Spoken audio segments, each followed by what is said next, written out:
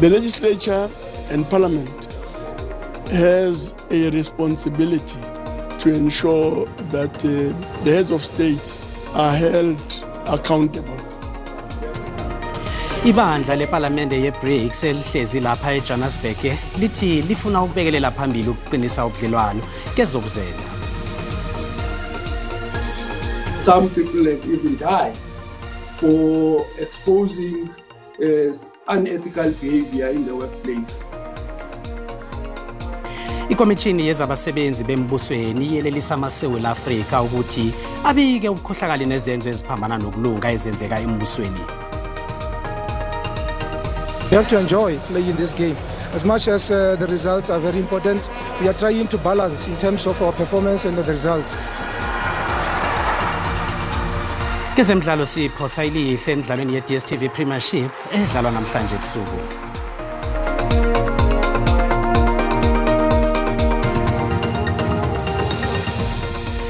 Kwaba kuhle ukuhlanganiswa zesiWan zesiNdebele lotshani emakhaya. Iforamu yeParliamente yeBrics ifuna ukuqinisa ubudlelwane bezobuzenda emazweni angaphasi kweBrics. Lokhu ngokunye okubekelelwe phambili emhlanganweni obanjelwe eImperial's Palace eJohannesburg. Umnqopho wembizo yeParliamente le kuqinisa imvumelwano nengiqondo ezithethwe embizweni yabomengameli bamazwe ehlanganisela iBrics ngenyanga epheleleko.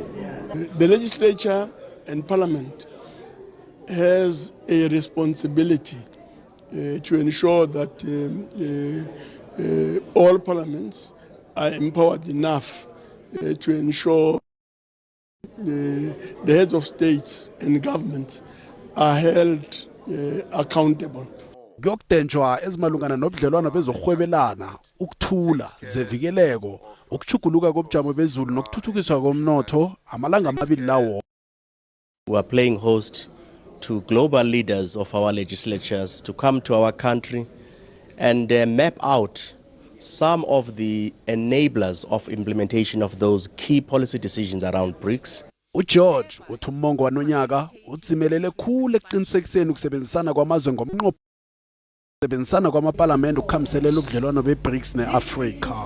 And we have almost always encouraged that the South African Parliament should be at the forefront of promoting the collaboration and cooperation between the BRICS nations. Parliaments need to strengthen their own internal mechanisms insofar as oversight is concerned in this regard. So I think it's a step in the right direction. Would like to see a strengthening of the forward movement and growth of the BRICS community so that we are able to uplift the conditions of the people of Africa. Abaholi bamazwe eBrics bazoxoxa nangemphumela yeBrics kiyo amalanga amabili la. Kuyokukhihlwa nesivumelwano sokusebenzisana, kukhishwe nemhlolo ememezela umnqopho wehlanganisela le. Iindaba nazo senjalo, uSpeaker weParliamente uNosiviwe Mapisa-Nqakula uthi mbetha umthetho wezingaphakathi kweBrics kufuze ziqinisekise bona imiphumela yembizo ye-15 yeBrics ebeyibanjelwe ekhethwapha iyaphumelela. Nqakula ubekhuluma nembiki indaba eKempton Park ngaphambi komhlangano weParliamente yeBrics obanjelwe kuruleni. uMapisa-Nqakula uthi amazwe angaphakathi kweBrics anendima enkulu ekufanele ayilime ekuthuthukiseni amajuguluko nokwakha ikambiso ezokulandelwa amazwe wonke. We understand the importance of consolidating our efforts and aligning our positions to effectively address the challenges faced by our nations. Organizing this forum in a manner that facilitates robust follow-up on BRICS summit resolutions, we can ensure that our collective voice resonates powerfully on the international stage. Ingikhulumi ziyokubuya zikhulume ngendaba ezihlukahlukeneko ekubalwa hlangana zamandla zokuthutha nezokuphepha kunye nokuchukuluka kobujamo bezulu.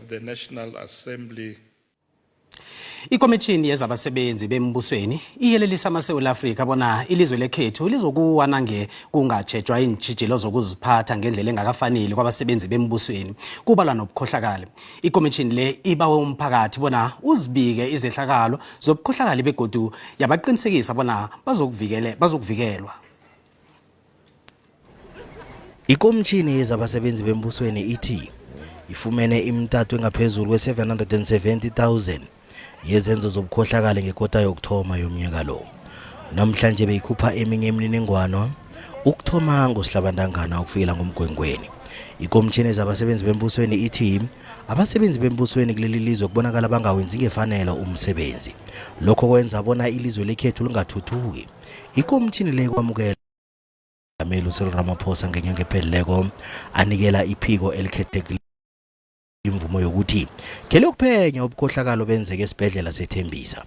Batsha abanye abasebenzi bayabulawa nabafuna ukubika izehlakalo zobukhohlakali nokubhalelwa ukuphatha ekhathi. We will remember that some people have even died for exposing unethical behavior in the workplace. We can quickly remember here the late Babita Diokoran. May her soul rest in peace. She died fighting a good fight. However, we are happy that at least there is something happening to that effect.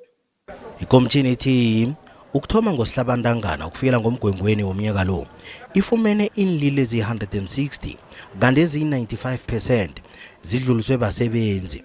Hlangana nenlilo ezikhona kuqatshwa ngendlela engakafanele kunye nokungabi nencwadi ezifanele umsebenzi wezinye inkhulu. The referral of grievances by employees is an indication that departments have failed to resolve those grievances internally. So the employees opt to go out because their grievances were not resolved internally. Ikomishini le ithi amagadango amahlelo ahlongozwa ngohulumende kufanele phazela khona ukubhadelwa kwemisebenzi kunye nemali esele ibhadelwe izenzelo zenkampani zangeqadi. Kufanele inikelwe ngemisebenzi ngokwekambiso yokuvuselela umnotho ngokutsho komthethosisekelo. Umthetho mlingwa lo sewulinde isigaba sokuphasiswa yiParliamente. Ekhasini lethu le-Facebook sibawe umbono wakho ngale ndaba engehla yokuthi ikomishini etsheje abasebenzi bombuso Afrika ngokuthi ilizwe leli lizokuwa nange kungahlogonyelwa kungaziphathi kuhle kwabasebenzi bembusweni nobukhohlakali. Nakumbono wakho uyalandela mukeli.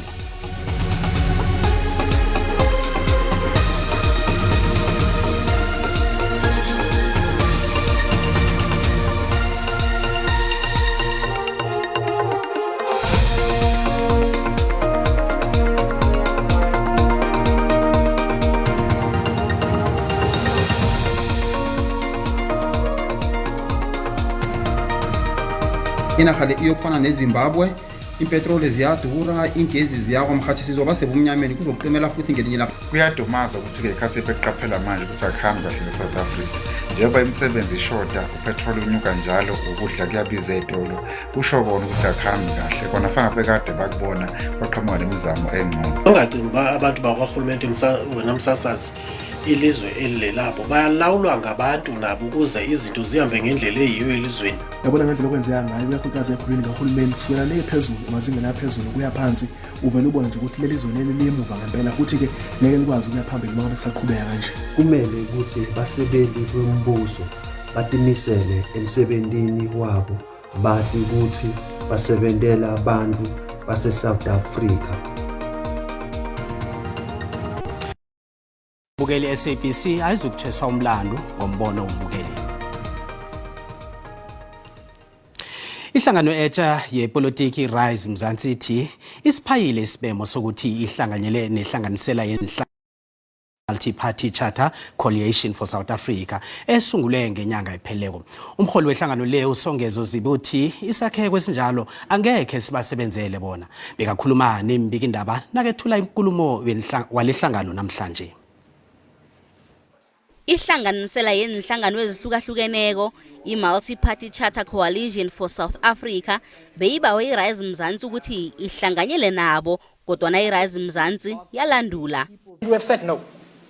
We've also been asked by some would-be donors that we would get assistance if we are part of the multi-party coalition. And there are money that we could have got by now if we had been part of that, but it doesn't work. Njengombana inhlangano zepolitiki zenarha lezikhwezela yakozako nje sezithomile ukuhlela amahelo wamabizo wabajameli bazo azokuthunyelwa embethamthethweni neParliamente. iRise Mzansi ithi izokusungula ibandla elizokuhlolisisa abajameli bayo. That is the position that we've taken. We will have a number of actual steps that are put in place and processes to manage that, one of which will also involve the appointment of an independent nomination and vetting committee, which will include, again, several people who are highly regarded in society. Kusenjalo, ihlangano yembule insika zayo kezobulungiswa bomnotho, ukwakhiwa kwesitshaba, imindeni, umphakathi, ukuphatha kuye nokuchukuchukuluka kobujamo bezulu. Nasibuya entolo. Ingizwisa ubuhlungu ukuthi masikhamba ukuthi nasugidinga seminyanyeni sibachiya ekhaya ngemva. Asibahlonipheni abantu abakhubazekile sibathande. Umbuthano wokugidinga amagugu wamasiko obanjele ebuhle besizwe eMpumalanga ukukhuthaza amakhosi ukuthi akasebenzisane alwe nezinto ezingakalungi emphakathini. Ubukele indaba zesiNdebele ku SABC 1, indaba eziziyatholakala ku YouTube na ku Facebook.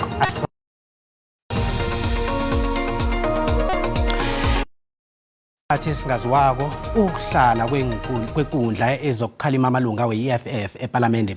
Lokhu kunjengoba na umuntu wasungula ihlelo lokukhalinywa kwamalunga la uthethe isiqundo sokusuhocisa ehlelweni. Ikomiti yamandla namalungelo bekuqalwe bona ithome ngehlelo lokukhalima namhlanje. Ngilokho kwenzeka ngorhoboyi ngomnyaka opheleleko mhla iEFF iza kuphazamisa iParliamente ifune bona umengameli Cyril Ramaphosa aphendule imibuzo ngokwetshwa kwengidigidi zamaranda eplasini yakhe phalaphala. Kwaphekho irawurawu amalungu eEFF ambalwa akhutshwa ngeParliamente. Amalungu amathathu eEFF uVeronica Mente, uNazir Paulsen noKhanya Ceza nje bazokuqalana nebandla elikhalimako. Kodwa nehlelo lokukhalinywa kwabo lihlangabezana nenjijilo njengombana umsungulu ukukhalinywa kwamalunga la ubekwe njengosihlalo womkhandlu weUniversity eKapa. The EFF student body won overwhelmingly the elections at the university. I have to deal with them both as a student body and as a political formation. Whether I like it or not, there may be some allegation that I've taken sides. We had no objection to Mr. Arens's withdrawal. We understand his position. Amanye amalungu eParliamente asamukele isiqondo sika-Arens. Chairperson, I would propose that we accede to his request to be released. As a committee, we shouldn't complicate any of these reasons that he advanced, but for us is to accept. Kodwa iEFF ithi ukuliyeka kobulungiswa kukujamisa ubulungiswa. We must underscore the delay in justice that this entire development is going to cause. Amanye amalungu eEFF ambalwa azokuqalana nebandla elikhalimako ngokuleya ukusebenza kweParliamente amahlandla amabili ahlukileko. Lokhu umengameli aphendula imibuzo ngomgwengweni umnyaka opheleleko nalokho ethula ikulumo yobunjalo belizwe. Icala lepolisa lendlela elisolwa ngokusiza abasola ngokulalela ikoloyi ethutha imali endleleni lithulisiwe. Kuphenywe ukuya phambili. Ukhanyisa Nyalunga uvele kafeaturesana ecourt kaMagistrate weWhite River eMpumalanga. uNyalunga usebenza ephikweni lezendlela eMpumalanga kanti wabotshwa enyangeni ezimbili ezidlulileko ngemva kokuchiphirika kweqhinga labo lokudlelezela ikoloyi ethutha imali eHeavyview. Ipolisa lendlela lisekhotho ngezwe ngoba batsho ukubana libandakanyeke esehlakalweni sokulalela indleleni ikoloyi ethutha imali. Liqalene namacala wokulinga ukubulala, ukudlelezela, ukuhlela ubulelesi nokutholakala nezigidi ezingasemthethweni nenkule. uNyalunga usola ngokusiza abasola ngokudlelezela ikoloyi ethutha imali. Kuthiwa nguye wathutha abasola wababalekisa ngemva kobana bathikanyezwe nabe badlelezela ikoloyi ethutha imali ngovela bahlinze. Ezinye zenkoloyi kwabalekwa ngazo kuthiwa zatholakala emzini wakhe. Igcotha lombuso libawe bona lithuliswe icalelo ukwenzela bona kuphenywe ukuya phambili. Kanti kusalindwe namarekhodi womtato nenkule. Icalelo lithuliselwe ngomhla ka-29 ngoSinyikhaba kanti igcotha lomsola lithi igcotha lombuso alinabufakazi obuqinileko. The state's case actually had a lot of loopholes and that it was a very weak case, and hence we accepted the instructions, and we have demonstrated that in the High Court, wherein the verdict of the outcome of the lower court was overturned and set aside, and our client was granted bail. So it is on that strength that we feel that the state case is very weak, and we intend to plead not guilty. Unyalunga uchatshulwe ngebhayili ye5,000 zamaranda. Amagugu atsho ukuthi wonke umuntu kufanele anikelwe ihlonipho namathuba alinganako bona azikhakhazise ngesiko lakhe ngaphandle kokubandlulula ngokobutshaba bakhe kungaqalwa nokukhubazeka kwakhe. La magama akhulunywe yinkosi yebuhle besizwe eMpumalanga uGija Mahlangu unyabela wesibili emnyanyeni waqobe eminyaka wokugidinga amagugu.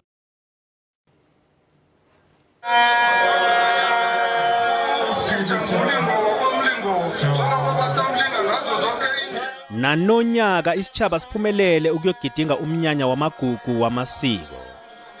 Inkulumo yanonyaka yenkosi uGija kaKhele kaZalazwe unyabela wesibili beyinqophe ukukhuthaza ukuthi nagidingwa iminyanya efana nale isitshaba sikhumbule ukubekela phambili abantu abakhubazekileko nemisebenzi abayenza emiphakathini.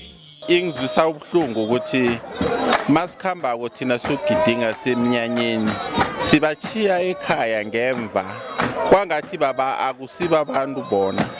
Manje ngithi asibahlonipheni abantu abakhubazekile sibathande besibavikele. Inkosi ichochozela nokubuyisana kwamakhosi ngaphandle kokubandlululana ukuthi ubani ungewasiphi isigodi.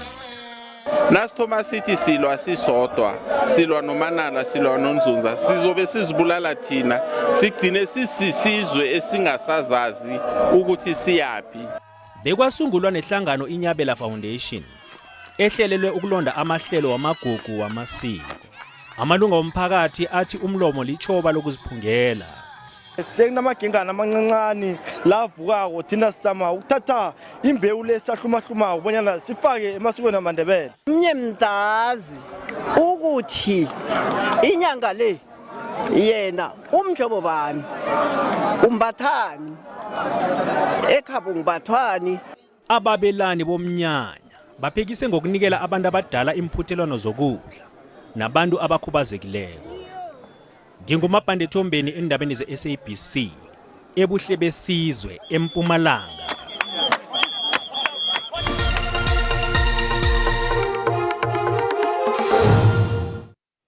Kezemali ranta lehlile nalinganisa nezinye imali ezikulu.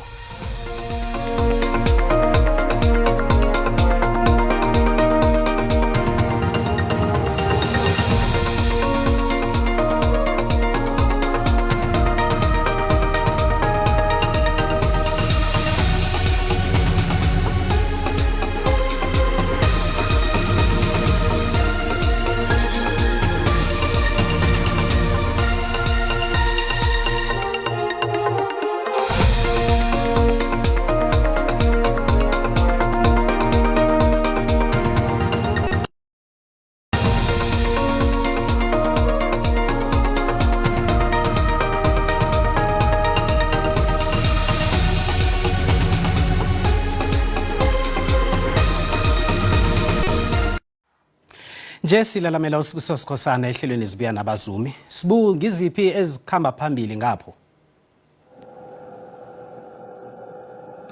Siyathokoza Cedric Silotshisa nombukeli okhona usekhaya njenganje indaba ezikhamba phambili esiziphetheko namhlanje kungoLwesithathu. Siyokuthoma ngalezi ezithi izakhamuzi zakumasipala walapha eArhanang esifundeni seLimpopo zifuna ukuthi umasipala wabo ahlonywe ngobutsha. Lo ngumasipala owaphathalatshwako ngemva kwamakhetho wangonyaka ka-2016 kwathiwa-ke izakhamuzi zendaweni liya zakhamba zifakwa ngaphasi kwabanye bobumasipala. Izakhamuzi ziyalila zithi solo umasipala loya aphathalatshwako abukho obungcono kunalokho ubujamo bumbi khulu naziza ehlangothini lokuphakelwa kwezenzelo zomphakathi. Ngale kwalokho kuvela ukuthi iphezulu khulu imali ehlawuliswe umnyango wezamaphilo enarheni yeSewula Afrika khulukhulu ngobuchapho lobu ebenziwe basebenzi lapha emnyangweni wezamaphilo bachaphela khona inkuli khulukhulu-ke lokha nebajinge amazikweni wezokuphila wombuso ngalokho-ke kuvela ukuthi iyinengi imali ehlawuliswe umnyango lo lezi nezinye umbukeli uzozithola khona lapha kuKwekwezi FM kukhanya pa ngemva kwendaba ezirhunyeziweko esizozifundelwa nguThembisile Msiza namhlanje. Sithokoza khulu Cedric, sibisela indambo kuwe. Nangembala sithokozile ukuba nathi namhlanje. Asihlangane kodwa emalangeni azako zikhona ziswati kusasa ngesikhathi esifanayo.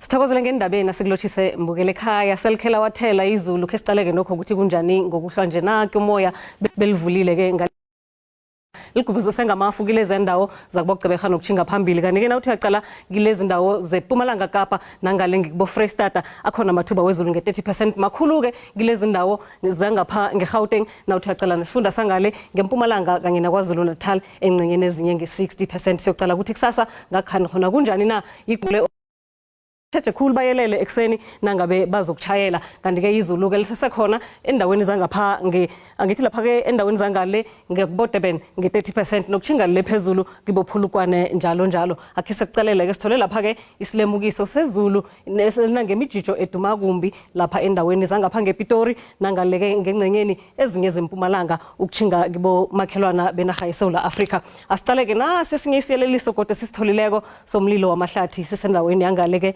ngeNorthern Cape seGauteng sokucalela kuthanjana amazinga okuchisa livale ngamafu likhamba lisibekela ngezinye indawo ke liyathonda ibonakala lapha ke ipholile iGauteng nangemva kwamadina bo20 bo21 22 njalo sifunda sangale ngeLimpopo libonakele nakhona izulu kufuthumele ngokukhamba kwesikhathi lapha kubomkopane lapha ke eliphalale sifunda salapha ke ngeLimpopo iMusina naboThohoyandou babuya nganeno ke kuyaphola khona nge21 sokucala lapha ke eMpumalanga ukuthi kunjani khona liyana izulu endaweni ezinengi emelo ifuna ukuba makhaza pheze imini yonke lapho kunyeke nokho kubuya nganeno kupholile kubo Middelburg Mhlanga nangalenge emalahleni sigijime siyocalela isifunda sangale KwaZulu Natal likhona ke izulu sifunda sipholile endaweni ezinengi Richards Bay nokho ke yona ifuthumele kanike lapha ke eLadysmith nakhona kufuthumele lapha eKokstad bonakala ngathi khona kufuna uba makhaza iPumalanga Kapa sibekele ngamafu endaweni ezinengi noma kuthoma kumakhazana ngokuhamba kwesikhathi sibona kuyaphola kodwa nalapha eMthatha khona ke ngakufuna uba makhaza pheze imini yonke Jingalanga Kapa likhamba liveze ihloko endaweni ezinengi sifunda soke nawuthi uyasicala ngemva kwamadina